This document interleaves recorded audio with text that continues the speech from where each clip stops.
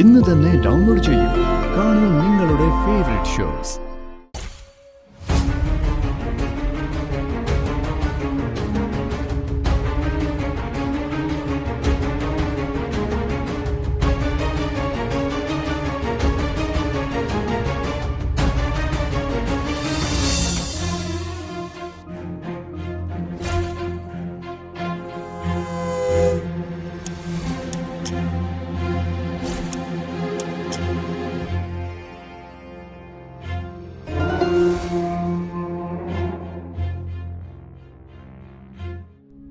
ജീവിതത്തിൽ ആദ്യമായിട്ടാ ഞാൻ ഇങ്ങനെ ഒരു യാത്ര പോകുന്നത്. അനന്ത, ഇനി ജീവിതത്തിൽ എന്നും ഓർമ്മ വെക്കാൻ നമ്മൾ ഒരുപാട് യാത്രകൾ ചെയ്യും. ഇതൊക്കെ ചെറുതല്ലേ മോളെ? ഇത്രയും ഭംഗിയുള്ള സ്ഥലങ്ങള് ഒരുപാടുണ്ടോ? പിന്നെ അതെ, എണ്ണിയാൽ ഒടുങ്ങാത്ത ഒരുപാട് സ്ഥലങ്ങളുണ്ട്. ഓരോന്നായിട്ട് ഞാൻ കൊണ്ടുപോയി കാണിക്കാം. പറയേ, നമ്മൾ ആദ്യമായിട്ട് കണ്ടിട്ട് ആ കൊലുസ് എന്റെ കയ്യിൽ ഒന്ന് ഓർമ്മയുണ്ടോ? അന്ന് ആ കൊലുസ് കയ്യിൽ വെച്ച് ഞാൻ ഒരുപാട് സ്വപ്നങ്ങൾ പ്ലാൻ ചെയ്തിരുന്നു. ഈ യാത്രയും അതിലുണ്ടായിരുന്നു എന്നുള്ളത് സത്യം. ചുമ്മാ.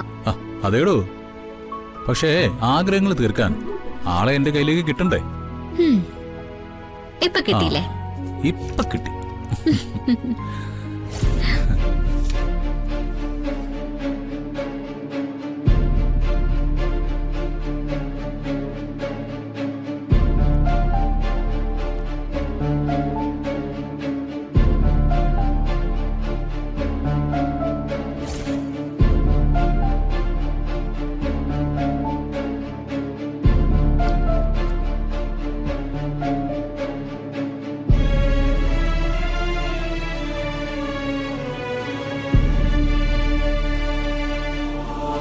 അതെ, ഈ കാഴ്ചകൾക്ക് ഒരു കുഴപ്പമുണ്ട്.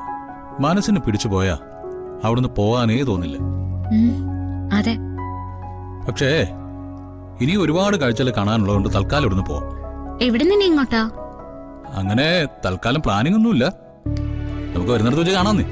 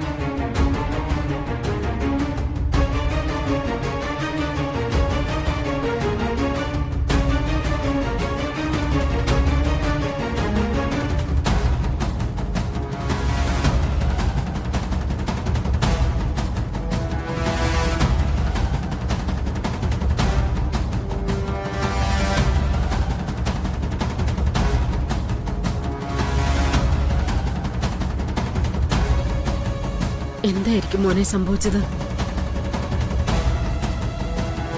എന്തിനായിരിക്കും ഇങ്ങനെ ഒരു കടുങ്കൈ? സംഭവിച്ചെന്താന്ന് അറിയണമെങ്കിൽ ഡോക്ടർ ഒന്ന് പറഞ്ഞല്ലേ പറ്റൂ. പിന്നെ ജീവിക്കുമ്പോഴായാലും ചാവുമ്പോഴായാലും കണിമംഗലത്തുള്ളവരെ ദ്രോഹിച്ചേ പറ്റൂ എന്നുള്ള വാശി ചെറിയമ്മയ്ക്കുണ്ടായിരുന്നല്ലോ. ഈശ്വര, ഒന്നും സംഭവിക്കാതിരുന്നാ മതിയായിരുന്നു. അങ്ങനെ എന്തെങ്കിലും സംഭവിച്ചാലും കുറ്റം ചേർത്താനായിരിക്കുമല്ലോ എല്ലാവർക്കും തിടുക്കം. അമ്മ ധൈര്യമായിട്ടിരിക്കേ, വരുന്ന എന്തായാലും ഫേസ് ചെയ്യാം. ഞാനേ റിസപ്ഷനിൽ ഒന്ന് പോയിട്ട് അഡ്മിഷന്റെ കാര്യങ്ങളൊക്കെ നോക്കട്ടെ.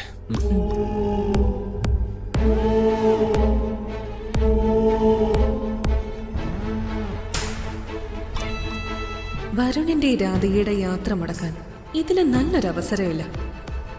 ചെറിയമ്മയ്ക്ക് സീരിയസ് ആണെന്ന് പറഞ്ഞാ വരാതിരിക്കാൻ പറ്റില്ലല്ലോ.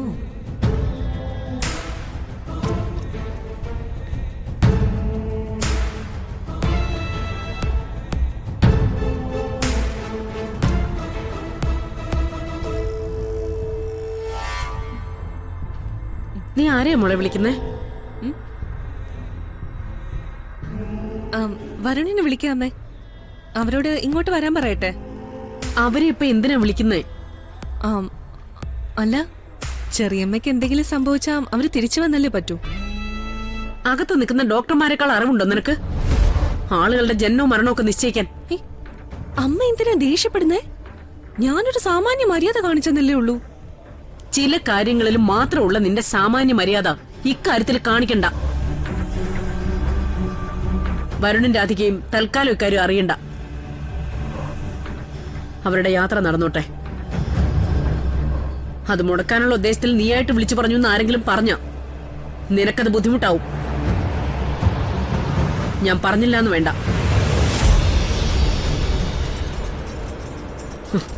എന്ത് ദുരന്തത്തിന്റെ ഇടയിലും നീ മുതലെടുക്കാനായിട്ട് നിന്നോളും.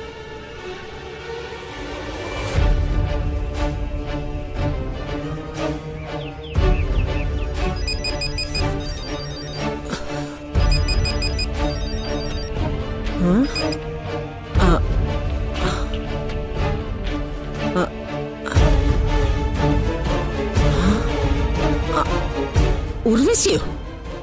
അതെങ്ങനെ? എനിക്കറിയില്ല മുത്തശ്ശി. ചെറിയമ്മ കിടക്കുന്ന കിടപ്പ് കണ്ടപ്പോ വിഷം കഴിച്ചതായിരിക്കും അച്ഛനാ പറഞ്ഞത്. വായിന്ന് കുറെ നുരയും പതയൊക്കെ വന്നിട്ടുണ്ട്. യോ, ഈ എടി, ഉർവശിയെ കണിമംഗലത്ത് നിന്നും പുറത്താക്കിയതല്ലേ? പിന്നെങ്ങനെയാ നീ കലർത്തി വെച്ച വിഷം അവളെടുത്ത് കഴിക്കുന്നേ?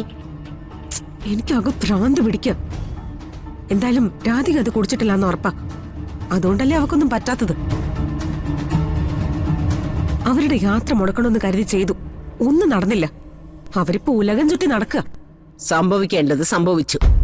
ഇനിയിപ്പോ എന്താ ചെയ്യേണ്ടതെന്നാ ആലോചിക്കേണ്ടത്.